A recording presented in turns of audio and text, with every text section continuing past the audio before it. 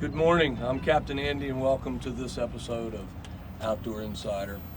This morning it's a foggy morning in the end of May. We're in the Chester River and we're on a boat that we call the Bateau Rick, R-I-C, Rick. And we named it the Rick after a character in a book called The Lord's Oysters, written by a guy named Gilbert Byron. And it was all about a character in the book, Noah, growing up on the Chester River in the early part of the 1900s. And he had a nephew whose name was Richard, but Noah called him Rick, and Noah's mother called him Rickard whenever there was trouble about.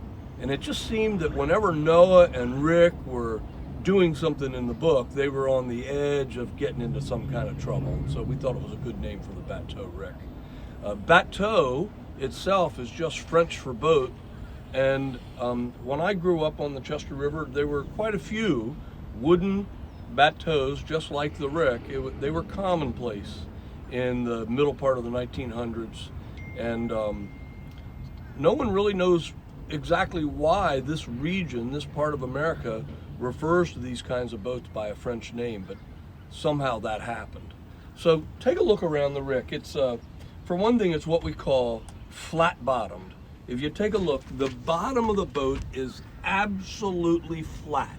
These are pieces of, the bottom planks are bald cypress, and they run from one side of the boat to the other. And so you can see, if I get down here on this side of the boat doesn't tip. Whoa, the photographer tipped a little bit, but the boat doesn't tip at all. And if I was working from this boat with nets, which is what the boat was really made to do, was to net fish, and it had 2 or 3 men along the side of the boat pulling nets, the boat would hardly be tipped over at all. And so the boat was really functional. Sometimes they'd fill the boat like halfway up with fish and net and gear, and it would still be very buoyant and not tippy. So they were really safe boats to work from, as long as it wasn't, too rough out. Ever since the Bateau Rick was built in 1972 by a waterman from the Chester River. His name was Stanley Vansant. And this is the original log of the boat.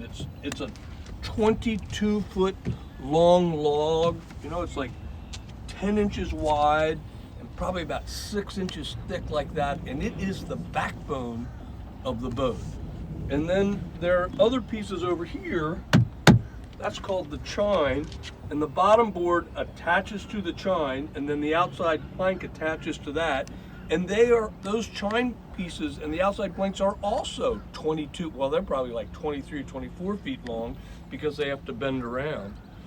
And so since we've had the boat, we've replaced the bottom, we've replaced the chine, we've replaced these sideboards, and we've replaced all these frames are now new frames that are made of oak. Originally, the whole boat was pine.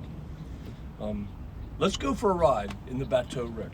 So here we are riding along, and originally the Bateau Rick had a 1-cylinder gas engine that was mounted right here. It had a shaft that went through like this, and then a propeller here, and a big rudder. And of course now we're living in more modern times, so we have a very efficient modern outboard here. But take a look at the chine as it cuts through the water, and the bow stem at the very front of the boat as it cuts through. It's a fabulous thing, an old wooden boat, and we keep them in good condition.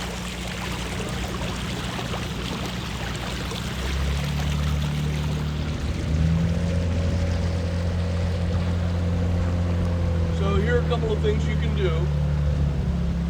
You can look up that great novel by Gilbert Byron, The Lord's Oysters, to find out about Noah and Rick. And you can look up the boatbuilder Stanley Vansant from Kent County, Maryland. He's the one that built this boat. There's a statue of him down in Rock Hall, Maryland. If you ever get down there, that's a great thing to do. So we'll see you next time on Outdoor Insider.